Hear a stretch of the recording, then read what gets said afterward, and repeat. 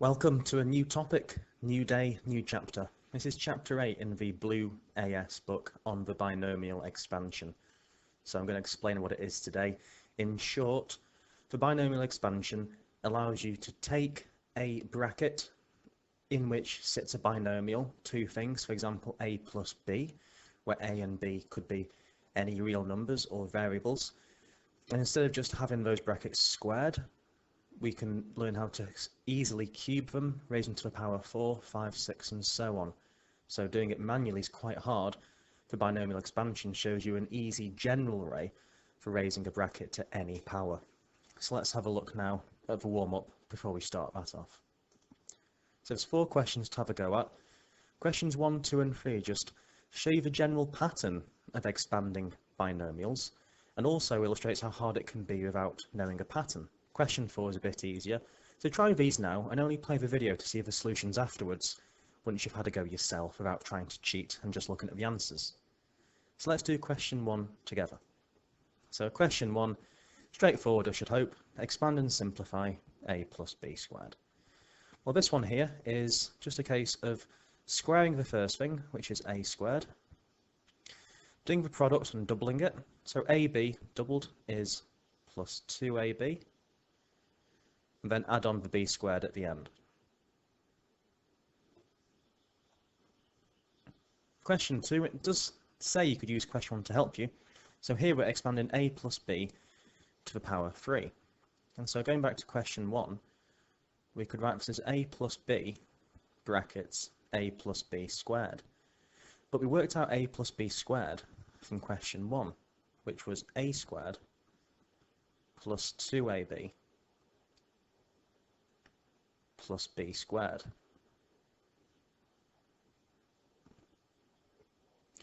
We can now expand this out the slow way, but we'll get there eventually. So first of all, I'm going to take this a and multiply it by the a squared for 2ab and the b squared.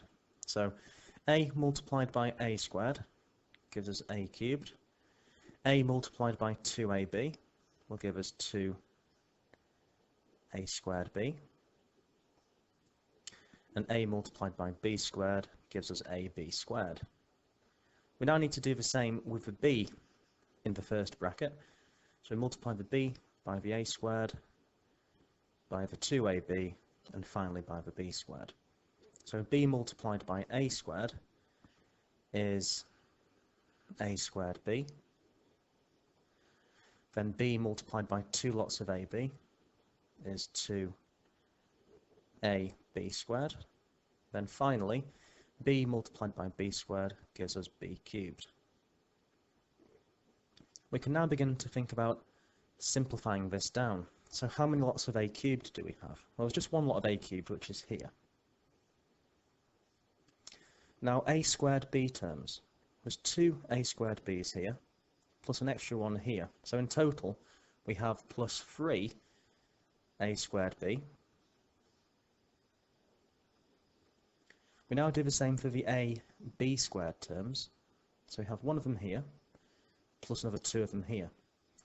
So in total we have 3 a b squareds. And finally at the end, positive b cubed. And so that's a plus b cubed, all expanded and simplified. Question 3. This is going to be a bit harder now, but still the same idea applies. We can use the answer to question 2 to expand a plus b to the power 4. And this is going to be fairly long-winded. So a plus b, brackets, a plus b all cubed here. Now we worked out what a plus b all cubed was. It was a cubed plus 3 a squared b plus 3 ab squared plus b cubed. So now we do the long thing again. We multiply the a by everything in the second bracket, each of the 4 terms. And we do the same with a b, we multiply it by each of all of the terms in the second bracket as well. So this is going to give us something quite long-winded. There's going to be 8 different terms before we simplify it down. So a multiplied by a cubed is a to the power 4. A multiplied by 3a squared b gives us 3a cubed b. A multiplied by 3ab squared is 3a squared b squared. And a multiplied by b cubed gives us ab cubed. Next, multiplying the b's by each of these terms. So b multiplied by a cubed is a cubed b. B multiplied by 3a squared b squared gives us 3a squared b squared. Then b multiplied by 3ab squared is going to be 3ab cubed. And finally, last but not least, b multiplied by b cubed gives us b to the power 4. Now we can simplify this down quite a lot. So we've got a to the power 4. Now we need to identify the a cubed b terms. There's one here, and there's another one here. So we have 4 a cubed b.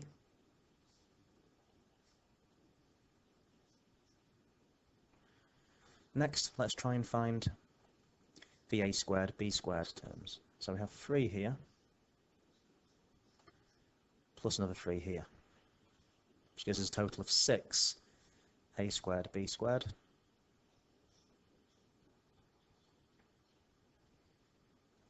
Next, for terms which are a b cubed, so one lot here, plus another lot there. 1 plus 3 lots is 4 lots of ab cubed. And then finally, at the very end, last but not least again, we have b to the power 4. Wouldn't it be great if there were a much quicker way of doing this, rather than having to expand out in this method? Well, this is exactly what this lesson is going to show us, and the lesson after this one too. So a bit of patience. This long way will become a thing of the past. And last but not least, question 4. Given that a is 1 and b is -2, evaluate, which is just a fancy way of calculate or work out, 10 a squared b cubed. That's going to be 10 lots of 1 squared multiplied by b cubed, which is -2 all cubed. So do this on a calculator if you want to, that's absolutely fine. 10 times 1 squared is 10. -2 minus 2 times -2 is -8. 10 multiplied by -8 gives us -80. And that's the warm-up complete. So we can now move on to the binomial expansion, but we're going to have a look and remind ourselves of something very, very important in maths, which is named after Blaise Pascal. It's Pascal's triangle. So let's have a look at that and apply it to what we're going to be doing in the main part of this lesson. So here it is, Pascal's triangle, well, partially completed, I should say. So it's formed by adding adjacent pairs of numbers to find the numbers on the next row directly below. So here it is, partially completed. So what we could do with working out now is the following, involving this task, task 1. So complete the triangle by filling in the empty boxes, and once we've done that, highlight the counting numbers and the triangular numbers. So what happens here is, essentially, the number you're looking at is made up of the 2 numbers directly above it. So this one is made up of this one plus nothing here. So 1 plus nothing gives you the 1. Likewise here, this is going to have to be 1 because it's only of a number 1 above it. This is 2 because I have a 1 under 1. This one's a 1 because it's only got a 1 above. And you'll notice this going down the sides. So down the sides, we're just going to have 1s going all the way along.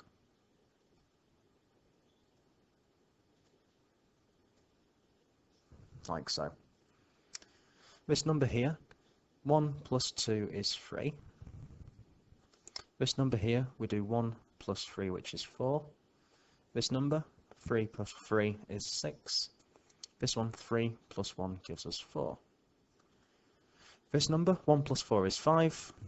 This one, 4 plus 6 is 10. 10 again, and 5. And the last row we have here, 1 plus 5 is 6. 5 plus 10 is 15. 10 plus 10 gives us 20. 10 plus 5 is 15. 5 plus 1 is 6. So already, if you look at the rows, you should see a symmetry of each and every row.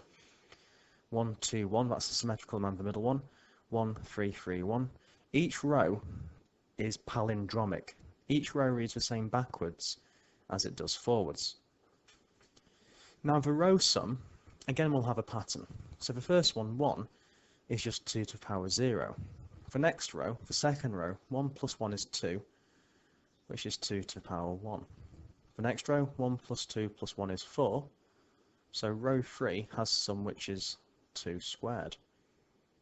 I'll just fill in these row numbers here actually, why not? The fourth row, 1 plus 3 plus 3 plus 1 is 8, which is 2 cubed. You can guess what's going to happen here, can't you? 5, that should be 2 to the power 4, which is 16. Let's see. 1 plus 4 is 5, plus 6 is 11, plus 4 is 15, plus 1 is indeed 16. So the triangle is filled with loads of intriguing and fantastic patterns. So if you don't believe me with these, check them out for yourself.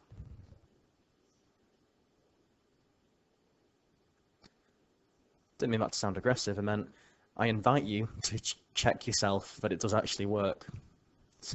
So yeah, do please have a look and just explore on your own, of course. So we filled in the empty boxes. Number 2, we need to highlight the counting numbers and the triangular numbers. So by counting numbers, by that I just mean 1, 2, 3, 4, 5, 6. Highlight the natural numbers. So the counting numbers, I can see them going down here, like this. And again, I can see them going down in this way too. So there's 2 diagonal rows of counting numbers. For triangular numbers, the first triangular number is 1, and then it goes 3, and 6, 10, and 15. So the triangular numbers we have here, and again,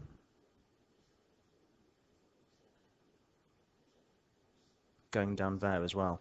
1, 3, 6, 10, and 15. So again, that pattern is in itself symmetrical, going down the middle of the triangle. There is more patterns as well, but that's just a couple of them there.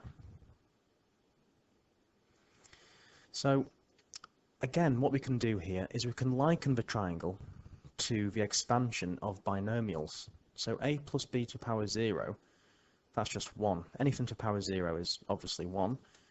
A plus b to the power 1, just have 1a plus 1b. A plus b squared, we have 1a squared plus 2ab plus 1b squared.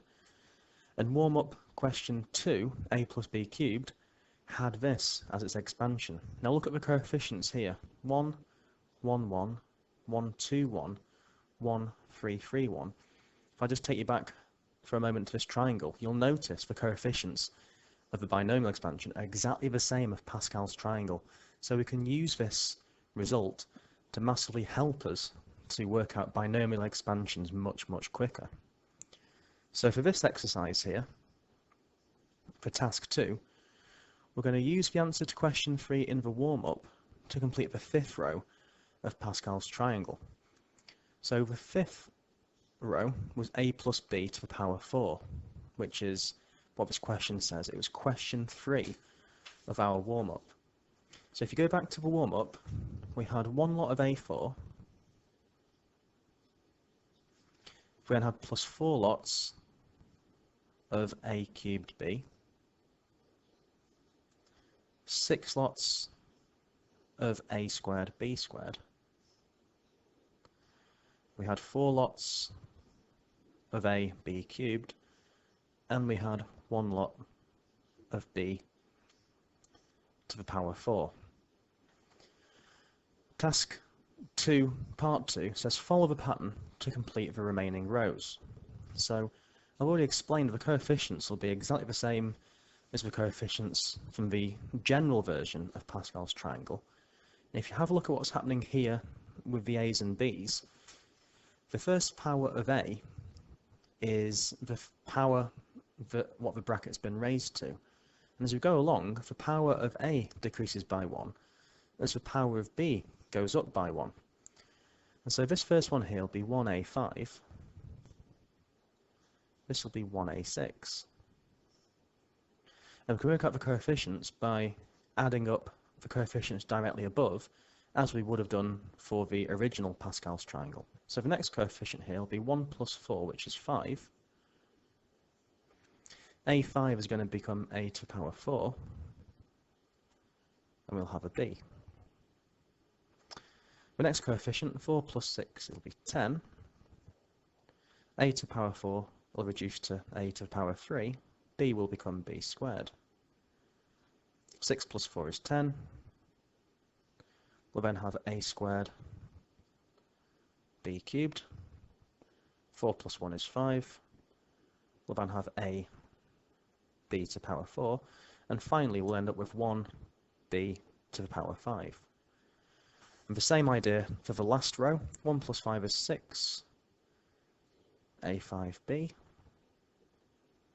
5 plus 10 is 15, so that'll be 15 a4b squared. 10 plus 10 is 20, so that'll be a cubed b cubed. 10 plus 5, 15, which will be a squared b to the power 4. 5 plus 1 is 6, so I have 6a b to the power 5. And finally, at the very end, we'll have 1b to the power 6. So we can use this in the coming worked examples to help us to work out expansions much quicker than doing them longhand. You could always do this longhand, but after a while it just takes you a long time, and you're multiplying the potential for you to just make one little slip, which will throw the whole calculation off. Another thing to probably mention is something which I refer to as the total index. So every term in the expansion of a plus b to the power n has total index n. So what does that mean? As an example, in the term 4a cubed b, from that expansion before of a plus b to the power 4, the total index is 4.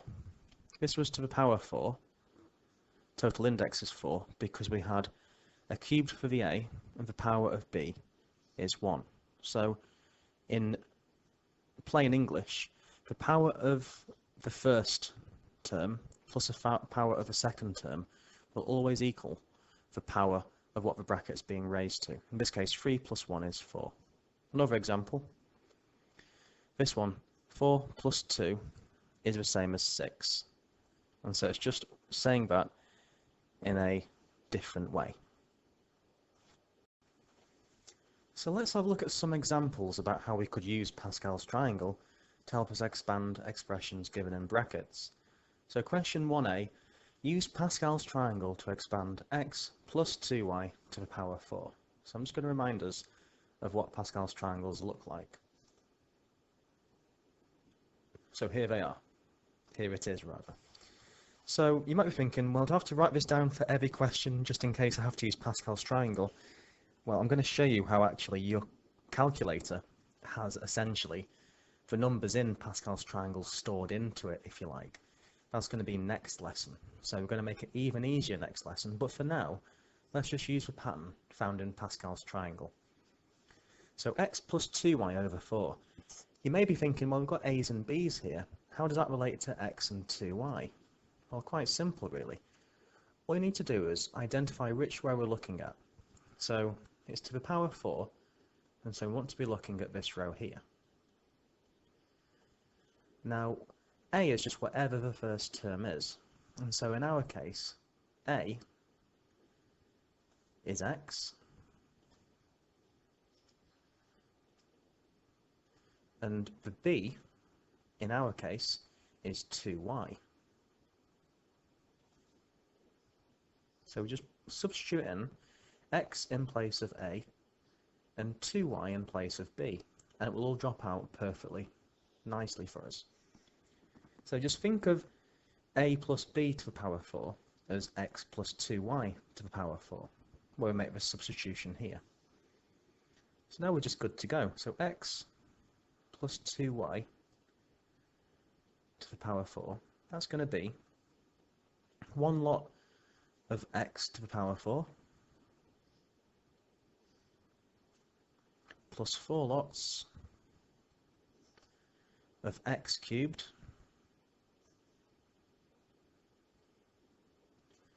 multiplied by b, which is 2y,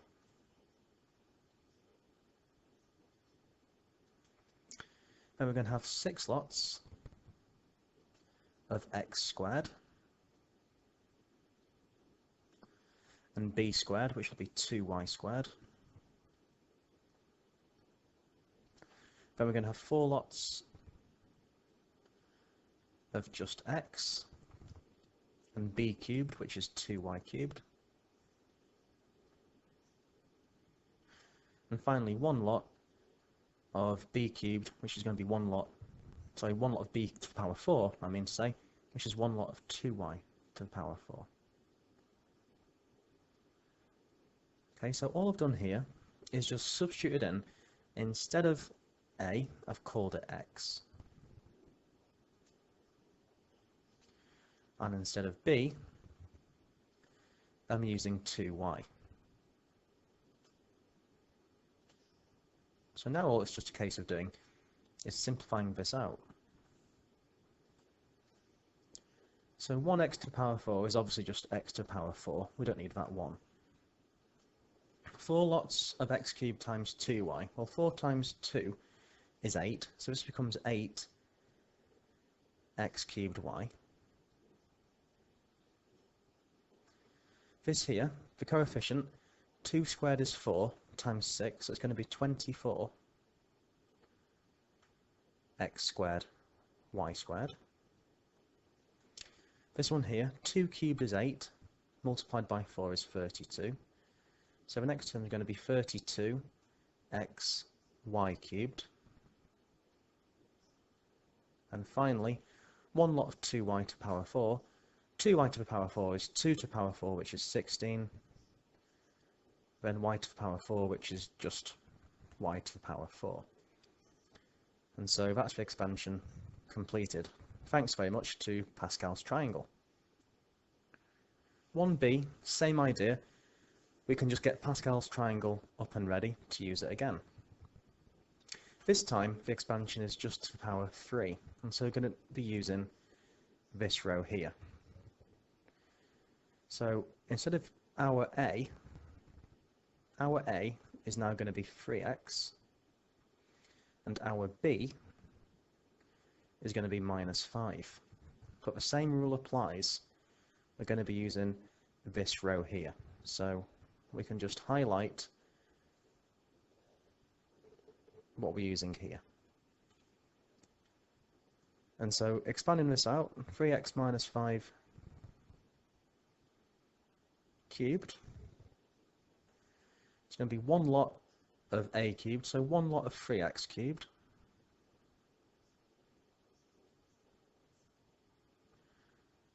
Plus 3 lots of a squared, so that's going to be 3x squared. Multiplied by 1 lot of b, which is minus 5. Then 3 lots of a, which is just 3x. And b squared, which is minus 5 squared. And finally, just 1 lot of minus 5 cubed. So now, in the same way as part A, we just simplify this down. So 3x cubed is 3 cubed, which is 27, x cubed, which is just x cubed. 3 times 3 squared, 3 times 9 is 27. 27 multiplied by minus 5 is minus 135, so this will give us minus 135x squared. Minus 5 squared is 25, multiplied by 3, multiplied by 3, that gives us 225x. And finally, minus 5 cubed is minus 125. And so that's the expansion complete. Question 2. We're told the coefficient of x squared in the expansion of a minus 3x to the power 4 is 216. We need to find the possible values of the constant a. So this is a bit more of like a puzzly type question, but we can use a bit of logical thinking to make this easier. So first of all, let's get the triangle up and ready. And secondly, let's just think about this. We're only interested in the x squared term.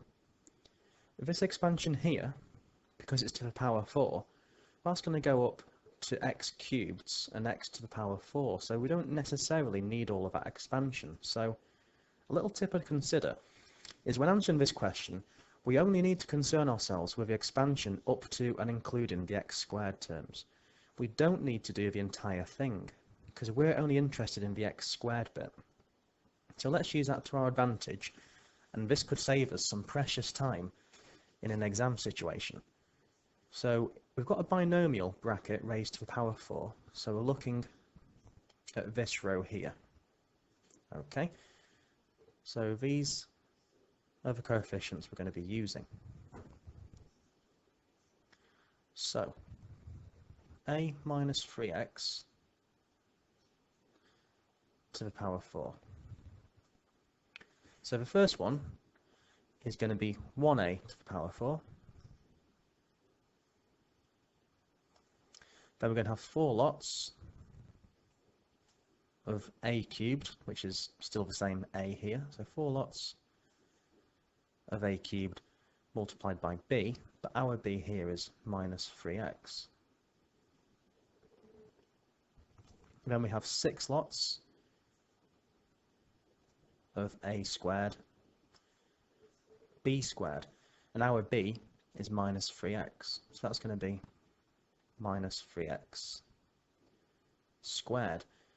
And the expansion will continue beyond this, but beyond it, like I said earlier, all the extra terms are just going to be x cubed and x to the power 4 terms, which we don't need to concern ourselves with.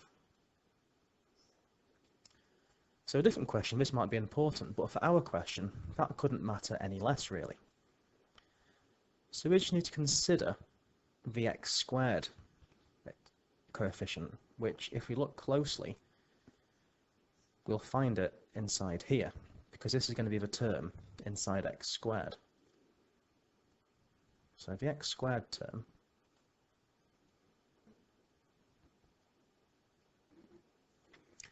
so we've got 6a squared multiplied by minus 3x all squared. Well, minus 3x all squared is going to be 9x squared.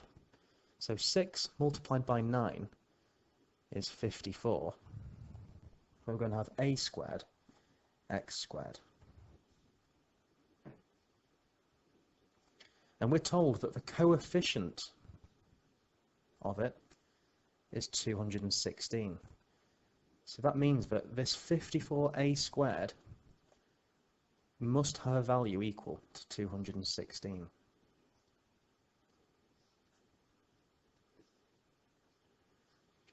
So if we divide through by 54,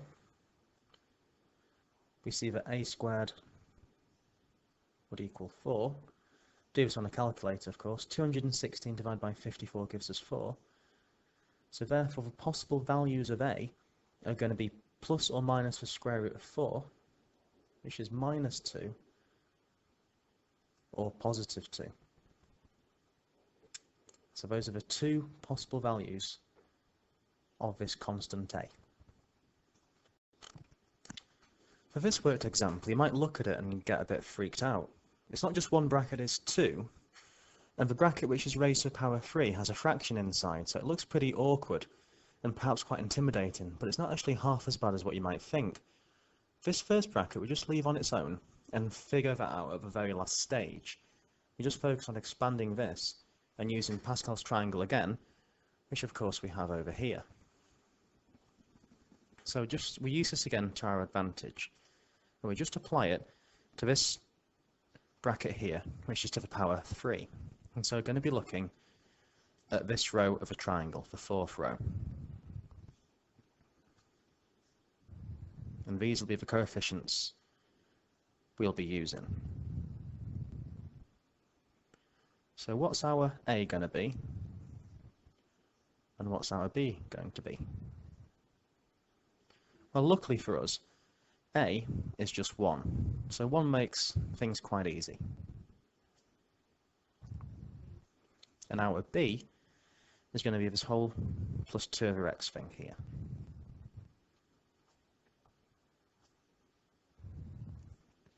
So if we were to expand this out, leave the 1 minus x as it is, and this bracket here, we're going to have one lot of 1 cubed, which is just 1 cubed. I know 1 cubed is 1, but I'm going to leave it like this so you can see the pattern of the coefficients again. Then we're going to have 3 lots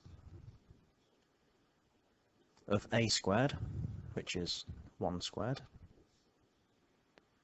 multiplied by b, which is 2 over x. Then 3 lots of a, so 3 lots of 1, multiplied by b all squared, which is 2 over x all squared.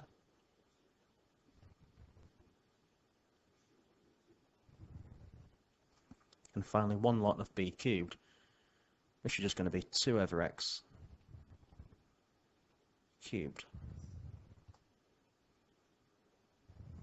So let's just simplify this second bracket down.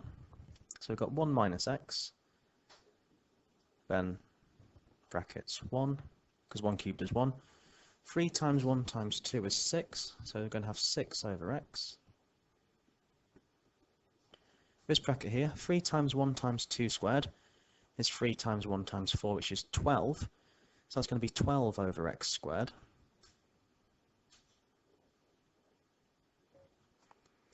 And then 2 over x all cubed, that's going to be 8 over x cubed. So now we just expand this out in the same way as we always would. So we're going to multiply the 1 by everything in the second bracket.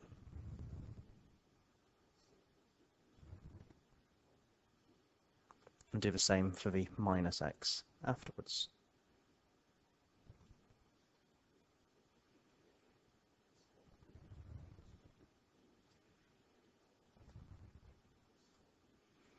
Just give himself a bit more space. So 1 times 1, doing the x ones first. Well, 1 times all of this is just going to keep the second bracket as it is. So 1 times 1 is 1. 6 over x is 6 over x. 1 times 12 over x squared is just 12 over x squared. 1 times 8 over x cubed is 8 over x cubed.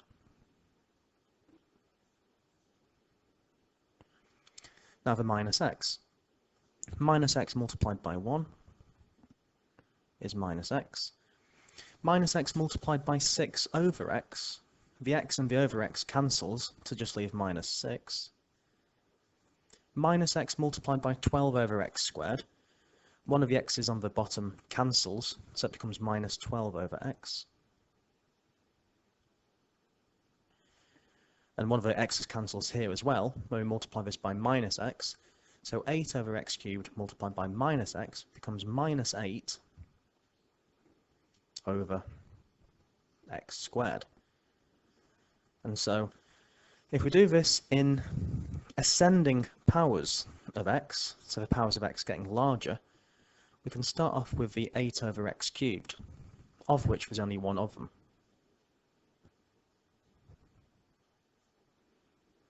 Next, the x squared terms. Now there's more than one of these. There's 12 over x squared here, but minus 8 over x squared here. So overall, 12 minus 8, we're going to have 4 lots of 1 over x squared. So we're going to have 4 lots of over x squared, 4 over x squared. Then the terms over x, again we've got more than one group. We've got positive 6 over x here, minus 12 over x over there. So 6 over x minus 12 over x, overall that's going to give us minus 6 over x.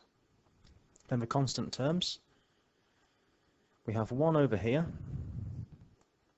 minus 6 there. So 1 minus 6 is minus 5 overall.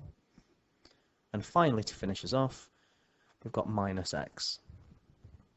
And so that's the complete expansion of this. Last but not least, question 4. A slightly more challenging one, but not half as bad as what it might look.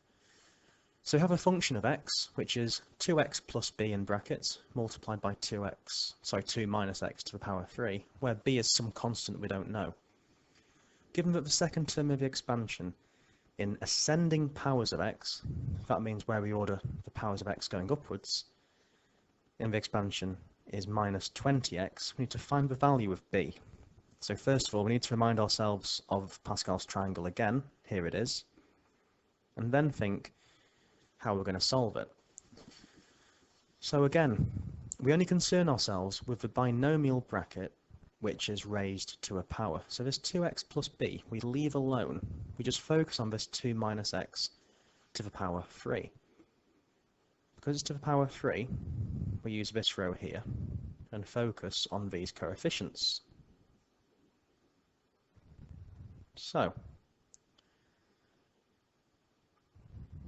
again, like question 2, I think it was, we don't need to do the entire expansion. We're only concerned with one term. We're only concerned with a term involving x.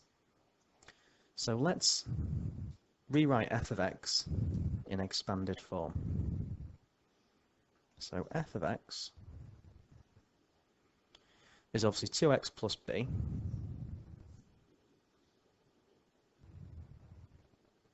where b is some constant, and then 2 minus x to the power 3. Now remember, this is in ascending powers of x, so we don't want to go beyond terms in x.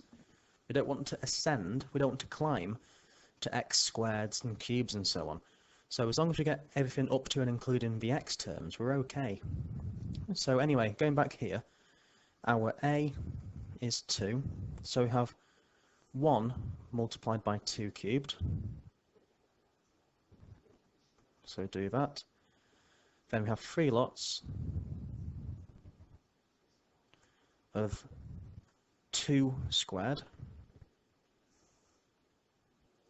multiplied by our b, which is minus x, plus some more stuff as well. However, if we go on to the other stuff, this is going to have b squared, which in our case is going to be minus x squared. So all the other stuff here is going to give us terms in x squared and beyond, which is the stuff we don't actually need. So these are terms in x squared and higher. So because we don't need to concern ourselves with those, we can just think about expanding this portion of what we have. So let's just think about how we'd actually end up with the x terms here. So how would we get terms involving x? In other words, how do the x terms relate so that we end up getting minus 20x? So think about expanding this out. If we took this 2x and multiplied it by 2 cubed, that would give us terms in x. If we multiplied this 2x by terms in x, that'd give us x squared, which is higher than what we need. And so we're going to get x terms by multiplying this 2x by this 2 cubed. And as well as that, we're going to get x terms by multiplying this constant b by this thing here. And that's the only way we're going to get any x terms. So the x terms are going to be 2x multiplied by 2 cubed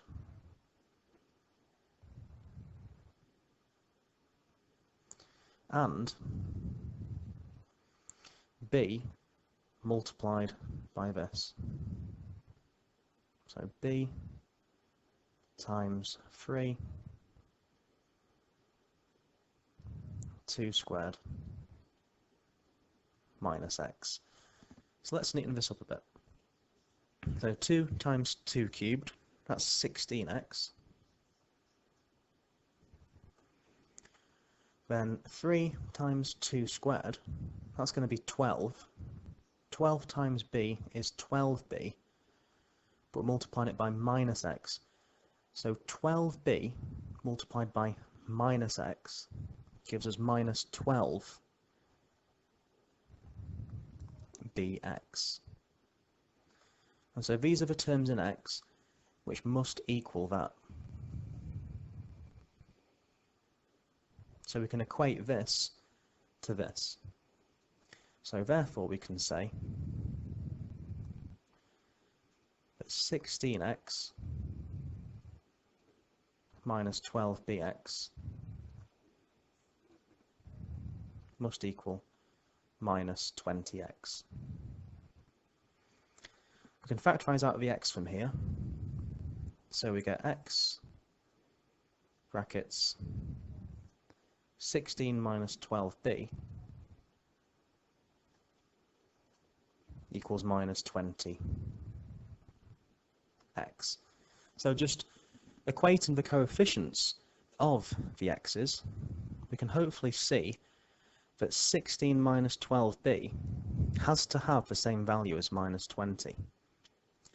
So now we can form an equation involving b and numbers. So 16 minus 12b must equal minus 20. If we add 20 to both sides and add 12b to both sides, we see that 36 must equal 12b. Then dividing through by 12, we therefore see that b has to equal 3. And we're finally done. Now it's over to you to try some. So, if you go to page 160, exercise 8a in the blue book. So question 2, parts A, C and G, question 3, parts C, F and H, then questions 4, 5, 6, 7 through to 8. So try these and use the back of the book to double check your solutions each and every time after every single question. Do not ever wait to double check your work. Be self-assessing regularly and ask me or one of your peers if you are getting stuck in any way, shape or form. Seek me out for help, keep working hard and tune in to the next video. Thanks once again for listening. I'll see you all very soon.